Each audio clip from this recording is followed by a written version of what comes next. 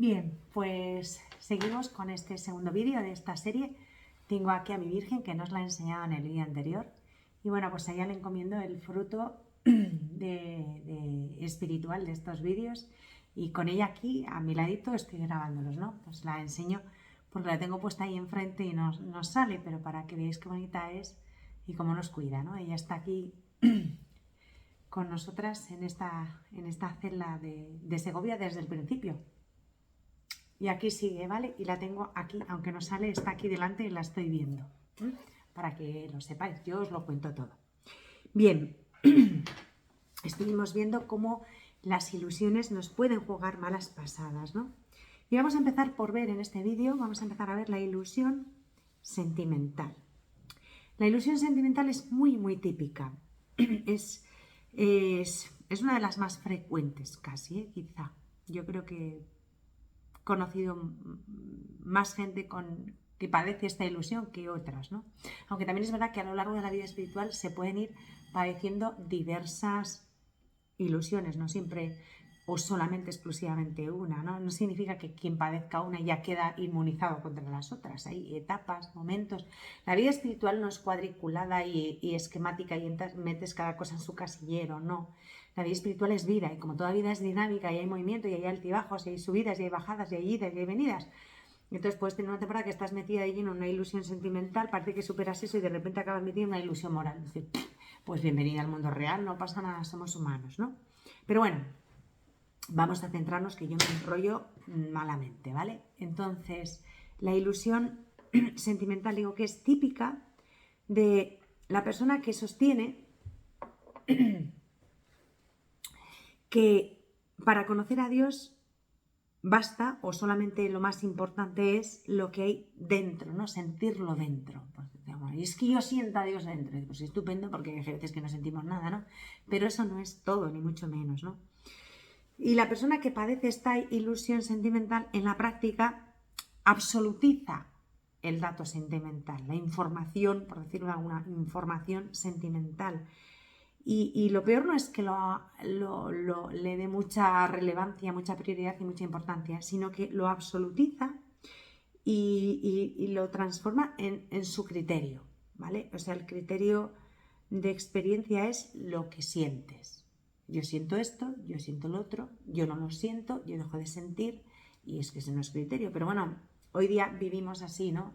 En otros niveles y en otros temas, el tema de la sensibilidad. Yo me siento hombre, yo me siento mujer, o sea que no es lo que tú te sientas, es la realidad, ¿no? En lo espiritual es otro orden de cosas, desde luego, pero es que yo siento a Dios, yo no siento a Dios. O sea, lo que yo siento, mi sensibilidad, no es el criterio, ¿no? Porque además esto nos puede llevar pues a un melocotón, a un cacao mental impresionante, a una confusión peligrosa, ¿no? Porque nos engañamos, porque acabamos reduciendo el amor a una emoción más o menos agradable y placentera y el sujeto, la persona, se reduce a sí misma a un conjunto de emociones y de sensaciones positivas o negativas. Y según estemos, podemos estar en el punto álgido de la felicidad o en el punto más bajo de la depresión existencial. Y dices, o sea, no depresión de enfermedad, entenderme, sino totalmente decaído, desanimado. Entonces, hay personas que viven en una montaña rusa, tan pronto están guau, eufóricas, como están hechas polvito y no pueden con su vida. ¿Por qué? Porque viven solamente así, para arriba y para abajo, de lo sensible, de la sensibilidad. Y eso no es criterio, esto no puede ser así, ¿no? ¿Qué les pasa a estas personas? Pues que el vivir inmerso, sumergido en una emoción sentimental, pues tiene consecuencias, ¿no? La primera de todas, la primera consecuencia, pues que su experiencia de Dios va a ser siempre inestable. O sea, según me encuentre, según me sienta, creo muchísimo en Dios o creo un poco menos. Como si la fe fuera una cuestión así, ¿no? Entonces, nuestros estados emocionales, como sabemos, nuestros estados emotivos son inestables. Un día te sientes súper contenta, al día siguiente no estás tan contenta, otro día te sientes irritada, otro día te sientes agobiada, otro día te sientes más triste. O sea, las sensaciones, los sentimientos, la emotividad pues es inestable en todo ser humano. Aun en los más equilibraditos y normalitos, la sensibilidad pues fluctúa, ¿no? Y la emotividad también. Eso los equilibraditos, y luego los que ya son súper ultrasónicos y muy exaltados, pues ya imaginaos lo que puede ser aquello, no así, sino... O sea, cero estabilidad. Entonces, nuestros estados emotivos no pueden ser el criterio de nuestra vida, y mucho menos de nuestra vida espiritual, ¿no? Y en el tipo que es todo corazón, en esa persona es todo corazón, dices, ostras, Pedrín, qué peligro. ¿Cómo que es todo corazón? Tendrá que tener un poco de cabeza. Tiene que haber un equilibrio entre esto y esto, ¿eh? No es mejor solo esto ni mejor solo esto. Tiene que haber un equilibrio, ¿vale? Porque si no... Entonces, cuando una persona es todo corazón, el tipo todo corazón, pues alterna fácilmente, ¿no? En su experiencia de Dios, que como digo es muy subjetiva, es muy imaginaria, pues momentos de gran entusiasmo. ¡Wow! Dios es la vida, estoy súper fervorosa. Veremos a ver lo que duramos. Con periodos de mucha frialdad, de mucha apatía, de mucho desinterés, con muy poca capacidad de reacción, ¿no? Y este tipo que es todo corazón es capaz de grandes promesas cuando siente al Señor cercano, cuando siente, que no quiere decir que esté más cercano, sino que lo siente cercano, y se deprime y se desanima muchísimo cuando ya no siente la emoción esta positiva que le empuja.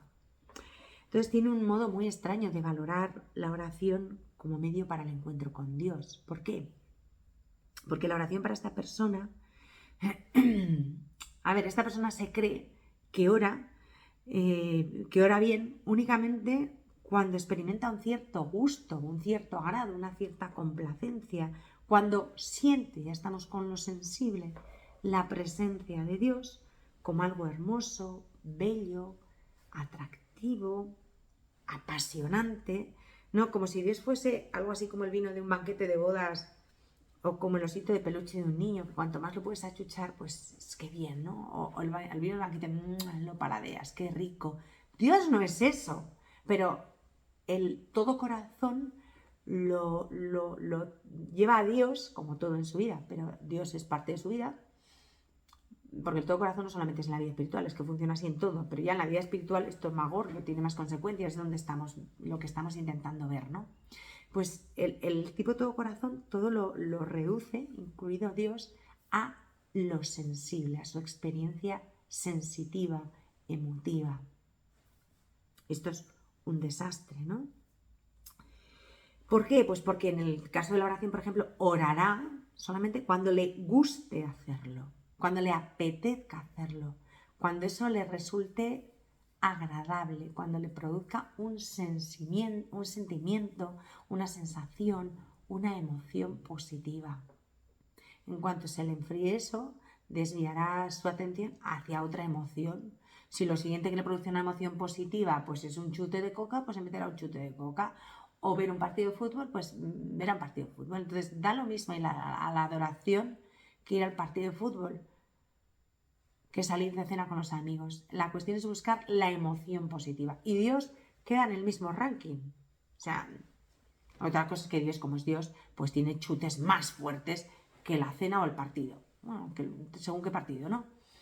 O sea, os puede parecer que estoy diciendo una cosa que es de chufla, pero no es de chufla, ¿eh? O sea, esto es parte de la vida real. Entonces, la inconstancia, la poca consistencia de la vida espiritual de muchas personas, la inmadurez, en el fondo, una inmadurez como la copa de un pino, pues se percibe mucho en esto, ¿no? Y de hecho, el tipo todo corazón hay que tener cuidado con él, porque como vive de subidones emocionales, pues llega a confundir sus sensaciones y sus subidones con verdaderas experiencias místicas a veces, ¿no? Entonces ya el lío puede ser aquí te espero, ¿no? Incluso casi puede ser que abrigue pretensiones en ese sentido, que desee eso, ¿no? Que busque eso, ¿no? Al tipo todo corazón que está viviendo esto, no se te ocurra tú ni decirle que muchas veces es conveniente para él que el Señor se vaya, ¿no? Acordaos, Juan 16:7, os conviene que yo me vaya, porque si no me voy, no vendrá a vosotros el Consolador. Todo es palabra del Señor, pero al tipo todo corazón es que ni le mientes este versículo, te va a mirar así, como diciendo, quítate, apártate de mí, ¿no? O sea, ni se te ocurra decírselo porque no lo va a entender, ni lo va a admitir, ni quiere entenderlo, ni quiere hacer un esfuerzo, porque él vive de sus sensaciones, ¿no? Que Dios le diga que es bueno alejarse de él un tiempo, ocultarse o algo así, pues no. Y entonces, ¿qué pasa? Pues que la persona que está así no se deja encontrar por él, por Dios, al modo que Dios tiene planeado. No, se obstina, se empeña en buscar a Dios según su modo, según su plan, según su criterio, según su corazón se inclina a buscarlo, según su corazón se imagina que ese encuentro tiene que ser, ¿no? No acepta el encuentro con Dios como Dios lo da, sino como Él decide que tiene que ser. No saben vivir los momentos de sequedad, que son normales también en la vida espiritual, o de menos subidón, sino de una fe suave, serena, tranquila, de una cierta normalidad, porque en la vida espiritual lo normal no son los arrebatos ni los subidones, sino vivir de fe y serenamente, ¿no? Pues el todo corazón no sabe vivir esos momentos como un tiempo propicio de madurez en la fe, de ahondar en la fe, de purificación de su mismo deseo de Dios, que hay que purificarlo porque nuestro deseo de Dios de entrada es imperfecto, como todas nuestras cosas, y hay que ir poco a poco quitándoles quitándoles el polvillo y sacando el brillo de lo que de verdad es la verdad, quitando hojarasca e ir al meollo, ¿no? Pues no sabe vivirlo así, ¿no? No lo entiende, ¿no? Otra cosa que le pasa al que experimenta esta ilusión sentimental, otra consecuencia es que su experiencia de Dios va a ser siempre ilusoria, es decir, poco consistente. ¿Por qué? Pues porque la voluntad y la inteligencia quedan prácticamente al margen de este monólogo sentimental, no tienen entrada, ¿no? La emoción de Dios, bueno, en este caso de Dios, pero la emoción, porque esto funciona así en cualquier aspecto de la vida de esta persona, pero repito, nos estamos centrando en el aspecto de la experiencia de Dios, ¿no? Pues la emoción para este tipo se convierte en un fin en sí mismo. O sea, no está buscando a Dios, busca la emoción, busca el sentir. Entonces no determina suficientemente un cambio concreto de vida, porque ahí tiene que entrar, para que haya un cambio concreto en mi vida, tiene que estar mi voluntad currándoselo, ¿no? Y a full, porque si no, pues yo me desvío. La sensibilidad no tiene fuerza. La emotividad tiene muy poca fuerza, la fuerza la tenemos, la fortaleza está en la voluntad, y la determinación está en la voluntad, no en la sensibilidad, ¿no? Porque ya hemos dicho antes que la sensibilidad fluctúa, ¿eh? Las emociones cambian. Entonces, no se determina un cambio de vida porque la voluntad no entra, ni tampoco se basa en convicciones claras y concretas donde participaría la inteligencia. Todo eso está totalmente marginado porque aquí lo que importa, ¡pum!, es la emotividad, lo que yo siento, ¿no?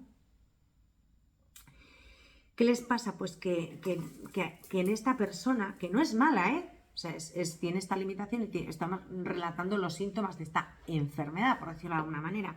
Pues ¿qué le pasa? Que hay una cierta sensación de lo divino, pero no una transformación radical de la mente, del corazón y de la voluntad, que es lo necesario pues para que se dé una conversión, ¿no? Una conversión integral de la persona. Vive todavía, bueno, vive pero muy a sus anchas, o sea, no sobrevive, vive en serio todavía ahí el hombre viejo con sus valores y sus criterios. Junto al ímpetu del nivel emotivo del subidón, pues al mismo tiempo se da también una cierta indolencia espiritual. Tranquilos, no hay que agobiarse, ¿no? Y sobre todo se da, y esto ya es lo más peligroso, pero se da una clara alergia a cumplir concretamente la voluntad de Dios cuando me falta el entusiasmo. O sea, lo que suponga un poquito de esfuerzo, no. Si no tengo el subidón que me impulsa, pues es que la voluntad, como no participa, pues no me muevo. Entonces, alergia a la voluntad de Dios, ¿eh? O sea, la voluntad de Dios a veces es que es como un fastidio. O sea, a mí ha habido gente que hablando así, pues eso, en acompañamiento espiritual o cuando te han pedido algún consejo, digo, bueno, es que lo más importante es la voluntad de Dios, ¿no? Y lo que nos hace santos y lo que estamos llamados a alcanzar todos es nuestra unión con la voluntad de Dios. Y estás rayada tú con ese tema, entonces, y sentir el amor de Dios, digo, es que no, déjate de sentir. O sea, yo tengo una voluntad libre, que es lo que me constituye como persona, y yo determino perseguir con todo mi ser la voluntad de Dios, ¿no? Y me dicen, ay, es que está rayada con el tema de la voluntad de Dios.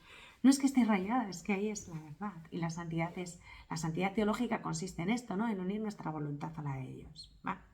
Entonces, para el que se mueve por sentimientos y por emociones, pues esto le suena a chino mandarino y le da cierta alergia porque es incómodo. Es incómodo porque hay que esforzarse, hay que trabajar, ¿no? Hay que determinarse. O sea, hay que ser parte activa, no es dejar que la emoción me lleve y me arrastre, sino que yo determino, yo me muevo, yo hago un cierto esfuerzo. Y eso no mola nada, no apetece. No le cuadra, ¿no? Entonces, estas personas pues viven buscando más los consuelos de Dios que al Dios de los consuelos, ¿no? Se les olvida que Dios, sin duda, puede presentarse a nosotros a través de una experiencia fuerte, ¿no? Quizá de grupo, quizá comunitaria, pero que Dios está igualmente en ese difícil tejido, entramado de las vivencias cotidianas, sin subidones, sin nada espectacular, sin brillo, en esas vivencias cotidianas sencillas del día a día que exigen entrega, que exigen compromiso, que exigen coherencia. Acabo de decir 3 cosas que al emotivo total, al hombre puro corazón, le dan alergia, que son compromiso, entrega y coherencia. ¿Qué me estás contando? ¿De qué me estás hablando? Yo de vez en cuando tomarme un chute de Dios, irme a una oración de estas, tener un chute, un movimiento, un subidón emocional, oye, yo sí, de vez en cuando necesito, porque en cierto modo tengo un cierto mono, ¿no? De esa sensación. Pero luego cuando termina esto, pues mira, volvemos a lo de todo el rato, hasta el próximo día que vuelva a tener el subidón. Pero y la vida diaria, lo de todos los días, el compromiso, la entrega, la coherencia. ¿Qué hablas? Esto ya no se lleva. Ahora estamos en la época pentecostal del espíritu y todos son subidones. Déjate de compromisos, de entregas, de coherencias, de rollo. Tú deja que el espíritu te mueva. Pero es que a mí el espíritu me voy hacia la entrega, hacia el compromiso, hacia la coherencia.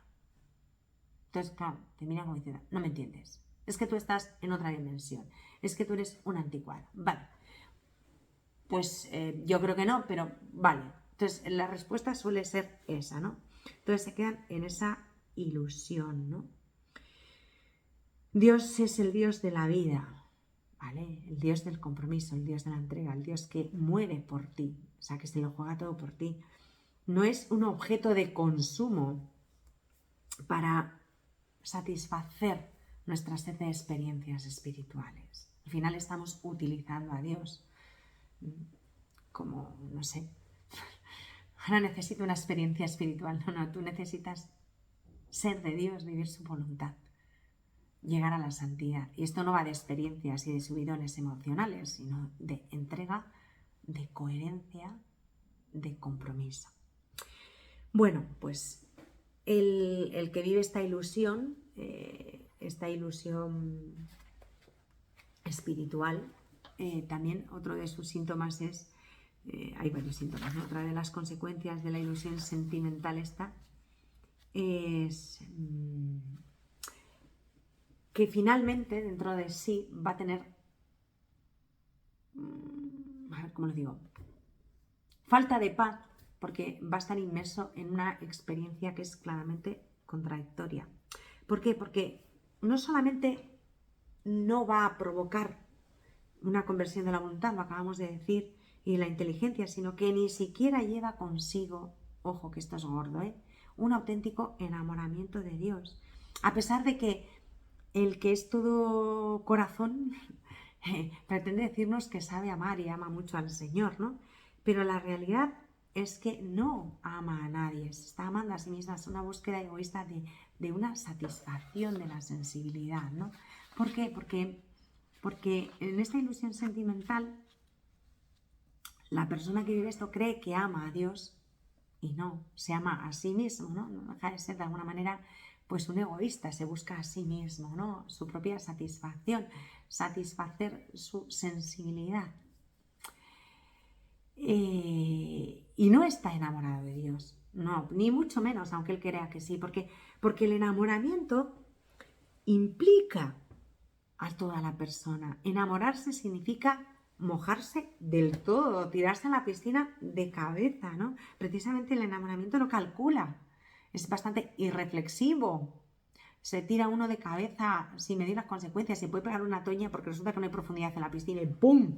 Chichón que te pegas, te tiras de cabeza y dices, si es que, pero ¿cómo te has tirado si tú mides 1,70 m y la piscina mide 1,50 m? La torta que te has pegado ha sido monumental, ¿no? Estas cosas pasan cuando uno está enamorado, que no se piensa mucho. El enamorado es bastante irreflexivo y se implica, ¿no? No, estos de la emoción sentimental, así sentimentaloide, estos que están presos de esta ilusión, en realidad viven presos de una simple emoción fugaz, poco consistente y muy superficial, ¿no? Porque el que ama con todo el corazón, ama verdaderamente y con todo, o sea, con todo es con todo, pues como os acabo de decir, se tira de cabeza, o sea, se implica por completo. Ama con la mente, con la voluntad y con las obras. Puede ser que lo ame imperfectamente, pero ama con todo. Por tanto, ama para siempre, enamorarse es esto, y permanece fiel. Esto es enamorarse, ¿no? No hay contradicción entre sus movimientos, como digo, entre sus movimientos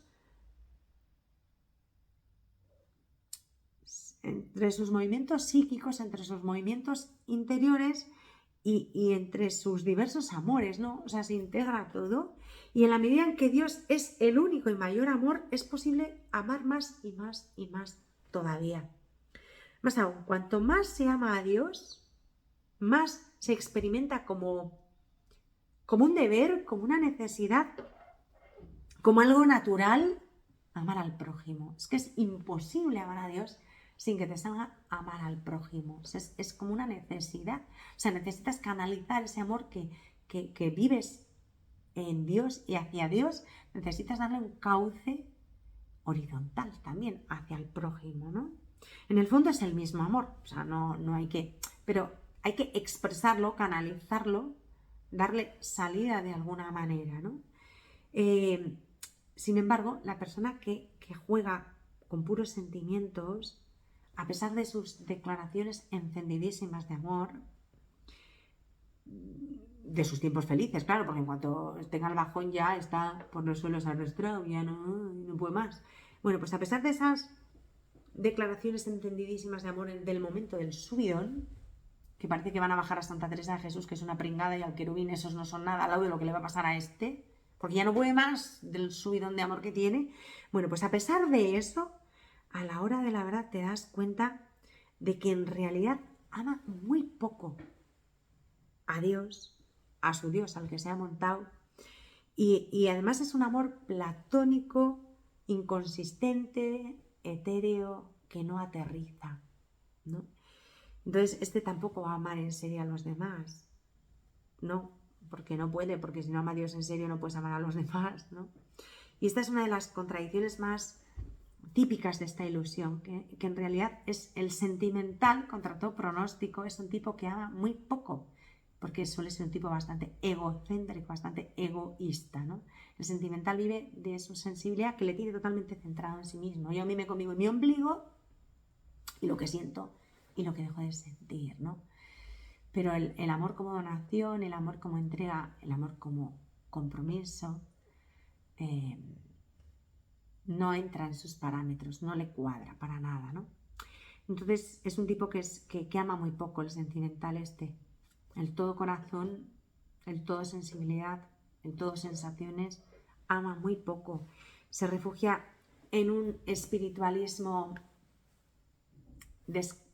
descarnado, porque él cree que ama a todo el mundo, pero en realidad no ama concretamente a nadie, porque no se compromete con nada ni con nadie, ni se entrega de ninguna manera, no hay coherencia. En realidad se ama a sí mismo y antepone sus sentimientos a todo lo demás. Con lo cual, repito, esto hace aguas por todas partes, o sea, no tiene ninguna consistencia, ¿no? No ama concretamente y de verdad a nadie, o ama de una manera muy instintiva, apegándose desordenadamente a aquellos de quienes espera que le correspondan con su afecto. O sea, su principal objetivo es ser correspondido en ese afecto para satisfacer su necesidad de sensaciones, de sentimiento. Y al final, este tipo, yo no sé si lo hacen conscientemente o inconscientemente, yo creo que la mayoría lo hace inconscientemente, pero por eso es bueno destaparlo y zarandear a la gente y decirle, a ver, que esto no va, ¿no? Que lo estamos haciendo mal, vamos a reubicarnos y redireccionar esto porque no está yendo bien. Al final estas personas suelen obligar a Dios a compartir el sitio en su corazón, o sea, no es un corazón indiviso para Dios, que sí tiene que ser el corazón de un cristiano, sino que comparten corazón con muchos otros amores que están en continua lucha entre sí. Y Dios es uno más en la fila, ¿no? No es Dios sobre todas las cosas. Y luego hay otros afectos que se van aprendiendo a vivir según Dios y se van encajando, ¿no? Que está todo al mismo nivel, ¿no? Y obligan a Dios a compartir corazón, compartir espacio en el corazón, ¿no? Entonces hay, pues para terminar este vídeo, antes de entrar en la siguiente ilusión, que es la ilusión moral, pues yo me quedaría, os invito a reflexionar sobre una pregunta, ¿no? Que no pretende molestar, pero puede resultar molesta, aunque la intención no es molestar, puede resultar molesta, ¿no? ¿Qué experiencia de Dios puede haber en una persona así? O sea, experiencia verdadera de Dios, ¿no? Será más bien una experiencia del caos que lleva dentro, del lío que tiene dentro, ¿no? Que si no se ataja va a acabar destrozándolo, va a acabar rompiéndolo, ¿no? Esa persona tiene que llegar a entender que dentro de su corazón no hay amor, sino que hay un caos, un torbellino de sentimientos, un huracán de sensaciones, que en el fondo son una ilusión, son un engaño, no son amor. Entonces, pues con paz, mirar esto, revisar en nuestro corazón si a mí me está pasando algo de esto, porque no nos tiene por qué pasar todo en grado extremo, puede ser que tengamos algunos indicios, tengamos temporadillas, está bien conocerlo, ¿no? Y con paz, siempre con absoluta paz, ver dónde está el error para intentar corregirlo, ver dónde está la herida para intentar sanarla, ¿vale? Pues nos quedamos con esa pregunta, ¿no? ¿Qué experiencia de Dios tengo yo en mi corazón? ¿Es verdadera o es un pequeño caos de sensaciones?